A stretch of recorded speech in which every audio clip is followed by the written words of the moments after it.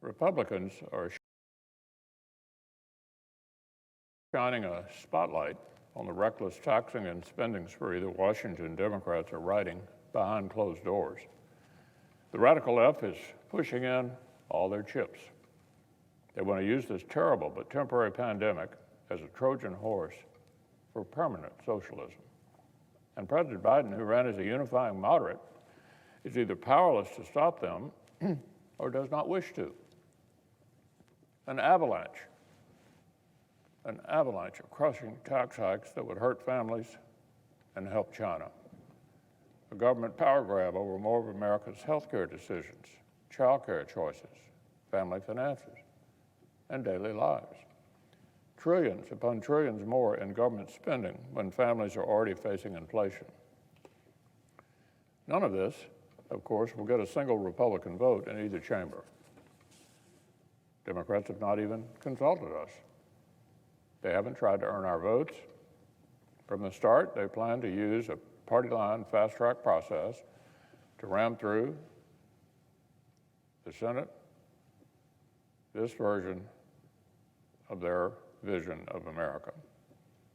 That's why Republicans will not help this unified Democratic government with its basic duty to raise the debt ceiling. This could not be simpler. If they want to tax, borrow, and spend historic sums of money without our input, they'll have to raise the debt limit without our help. This is the reality. I've been saying this very clearly since July. And I think our Democratic colleagues are finally getting it because now they're fumbling for bogus excuses. They remain confident they can spend trillions of dollars to remake the entire economy in a couple of weeks, but supposedly they just cannot clear this much smaller procedural hurdle without Republican help. Really? Give me a break. Earlier this year, Senate Democrats specifically requested and received extra flexibility around the reconciliation process. They have every procedural tool they need to promptly advance a separate, standalone piece of legislation addressing the debt limit without a single Republican vote. Our colleagues have plenty of time to get this done. It is laughable to hear some Democrats claiming they simply don't have enough time. Last month, Democrats introduced a sweeping budget resolution on August 9th and passed it before sunrise on August the 11th, 3 days. Our Democratic colleagues have about a month, plenty of time to do their job as a unified government and protect the full faith and credit of the United States. The Democratic chairman of the House Budget Committee admitted last weekend that Democrats could tackle the debt limit alone. They just don't want to. Some Senate Democrats have said similar things. This may be inconvenient for them, but it is totally possible. And this Democratic government must not manufacture an avoidable crisis for the sake of their own convenience. Senate Democrats know what they need to do. Let me lay it out. They will need to write a short resolution amending their previous budget resolution with new debt limit instructions. They'll take that to the Budget Committee, which will probably deadlock, so they'll vote to discharge it, like they've done for other bills and nominations. Then a vote to proceed on the floor, a limited vote-a-rama, and a vote on final passage. And then, once the budget has been amended, House and Senate Democrats would use the same fast-track process on a short and simple bill to actually raise the debt limit. This won't be a multi-week process, probably about a week of the Senate's time or a little more. And they won't have to wait on their reckless taxing and spending spree even. They can move a standalone debt limit bill all on its own. I understand our Democrat colleagues may feel inconvenienced by this. I understand this may slightly delay their partisan bill, but that's a complaint. That's a complaint, not an excuse. We have a unified Democratic government that has decided to govern alone. They cannot put partisan ambitions ahead of basic duties. The party line authors of this reckless taxing and spending spree will be the party line owners of raising the debt limit. Now, on a completely different matter, the free world faces many serious threats, from rising authoritarians to resurgent terrorists. Even declining authoritarian powers like Russia pose significant challenges. These threats demand clear-eyed leadership from the world's greatest power. But earlier this week at the United Nations, President Biden didn't offer a rallying cry for the world to confront those threats. Instead, he tried to turn the page, literally. He bragged that, quote, "I stand here today for the first time in 20 years with the United States not at war. We've turned the page." He further claimed that, quote, "We've ended 20 years of conflict in Afghanistan." Well, that's actually news to the Afghans. For them, the conflict continues. And for the terrorists as well, continues for them too. We may be turning the page, but they're not turning a new leaf. The Taliban Haqqani government in Kabul is just getting started. Al-Qaeda and ISIS-K are not standing down in their fight against the West. Neither are Iran's murdering proxy forces all across the Middle East. Theocratic killers will not simply disarm themselves because our president offered scripted platitudes to United Nations diplomats. To the extent they care about international norms, it's because they seek to destroy them. They'll not be deterred by what our president calls relentless diplomacy. Strangely, but fortunately, President Biden's rhetoric does not even match the actions his own administration is taking. Indeed, the day before his speech, the United States targeted an al-Qaeda operative in a drone strike in Syria. The president pretends we aren't at war with terrorism, but neither his own team nor the terrorists believe that.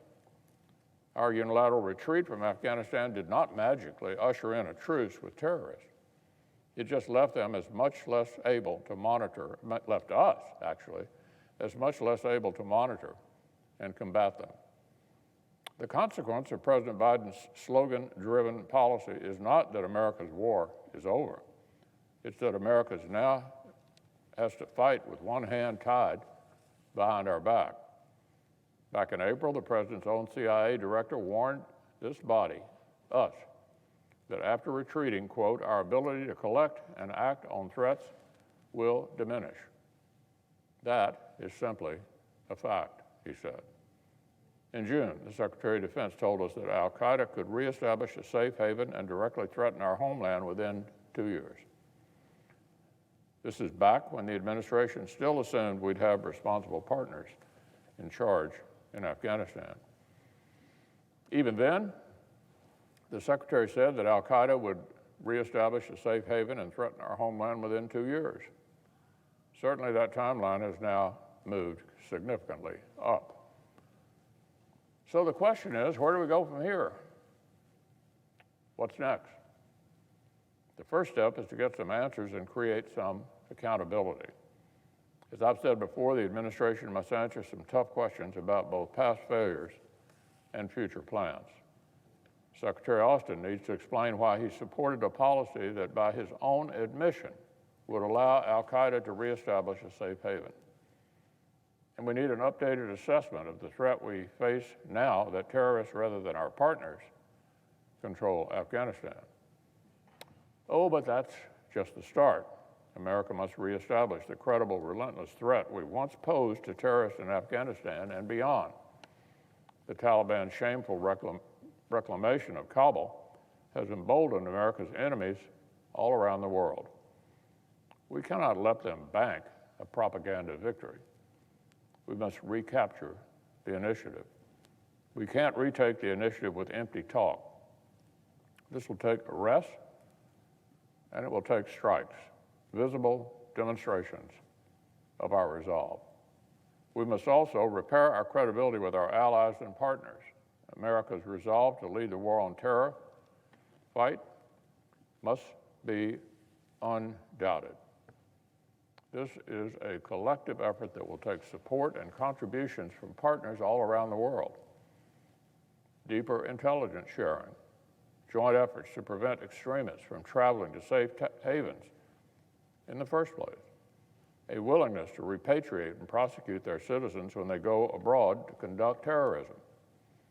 And we have to get past the radical left's passion for cutting our defense budget down to the bone. President Biden already proposed to cut defense spending after inflation.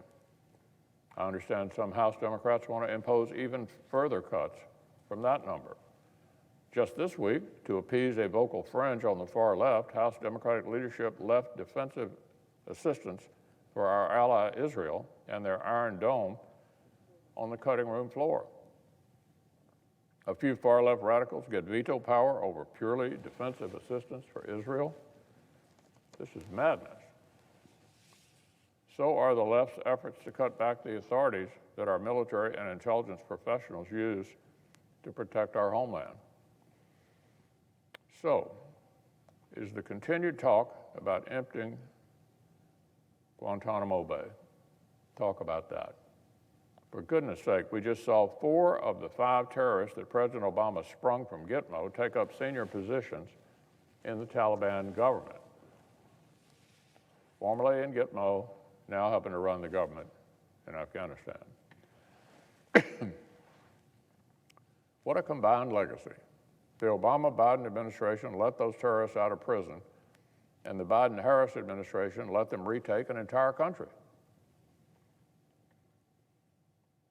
No, Mr. President, global wars do not simply end because a president's speechwriter says so. Wars end when America's enemies no longer threaten us. Unfortunately, the Biden administration's decisions to date have not brought that victory any closer.